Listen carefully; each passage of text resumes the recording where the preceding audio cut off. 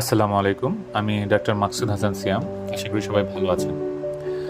আপনারা অনেকেই জানেন যে সম্প্রতি গত ২৪শে মার্চ সারা বিশ্বে বিশ্ব যক্ষ্মা দিবস পালিত হয়। তো এই প্রেক্ষিতে আমি আমার চেম্বারে আসলে খুব সম্প্রতি একটা যক্ষ্মার রোগী নিয়ে আলোচনা করব। তো কয়েক মাস আগে আমার কাছে একটা রোগী আসেন, যার প্রধান সমস্যা ছিল দীর্ঘদিনের জ্বর, প্রায় ৩ বছর ধরে, সাথে ছিল কাশি, মাঝে মধ্যে কফ উঠত। জ্বরটা কখনো কমতো আবার কখনো বাড়তো। এই কারণে তিনি কখনো নিজের ইচ্ছা মতো ফার্মেসি থেকে প্যারাসিটামল বা কখনো উচ্চমাত্রার অ্যান্টিবায়োটিক সেবন করতেন। অ্যান্টিবায়োটিক খেয়ে হয়তো কখনো জ্বরটা কমে যেত, কিন্তু সমস্যা তার পুরোপুরি কখনো কমেনি। এরই মধ্যে হঠাৎ শেষ 10 দিন ধরে তার অবস্থার হঠাৎ অবনতি ঘটে। জ্বরের মাত্রাটা বেড়ে যায় প্রায় 102 থেকে 104 ডিগ্রি ফারেনহাইট।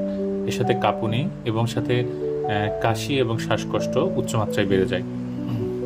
এই অবস্থায় তিনি আমার কাছে আসেন। আমি শুরুতে তাকে দেখে মনে হলো যে পেশেন্টটা খুব অসুস্থ। আমি কিছু শারীরিক পরীক্ষা করি, তার ব্লাড প্রেশার চেক করি যে প্রেশার অনেক কমে গেছে, জ্বর অনেক বেশি, প্রায় 102 থেকে 3 ডিগ্রি ফারেনহাইট, এবং পেশেন্টটা রীতিমতো কাঁপছে।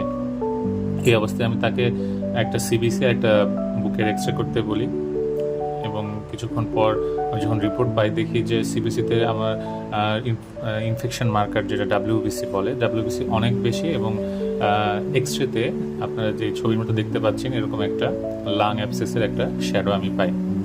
তো আমি আর দেরি না করে পেশেন্টটাকে একটু কাউন্সেলিং করি এবং তাকে কিছু ইনজেক্টেবল অ্যান্টিবায়োটিক দিয়ে এবং অন্যান্য ওষুধ দিয়ে আমি দ্রুত তাকে উপজেলা স্বাস্থ্য কমপ্লেক্সে ভর্তি হতে বলি। পাশাপাশি উপজেলা স্বাস্থ্য কমপ্লেক্স থেকে তার যে কাশিটা, যক্ষ্মার জন্য কাশিটা পরীক্ষা করার জন্য পরামর্শ দিই। উনি আমার পরামর্শ মতো ভর্তি হন এবং পরের দিন যক্ষ্মার পরীক্ষা করেন, এবং রীতিমতো তার যক্ষ্মাটা পজিটিভ আসে। যক্ষ্মাটা পজিটিভ আসার পরে হাসপাতাল থেকেই তাকে ওষুধ সরবরাহ করেন, এবং তিনি সেই ওষুধটা গ্রহণ করেন, এবং এখনও তিনি ওষুধটা খাচ্ছেন, প্রায় 3 মাস ধরে ওষুধটা খাচ্ছেন। তার শারীরিক অবস্থার উন্নতি হয়েছে এবং তার জ্বরটাও অনেকটাই কমে গেছে, সাথে তার একটু ওজন বৃদ্ধি পেয়েছে এবং তার খাওয়ার রুচিও আসছে। তো আসলে এই কেসটা থেকে আমরা কি শিক্ষা পেতে পারি? আমরা শিক্ষা পেতে পারি যে দীর্ঘদিনের জ্বর বা কাশি হলে কখনোই অবহেলা করবেন না, এবং নিজে নিজে কখনোই অ্যান্টিবায়োটিক সেবন করবেন না।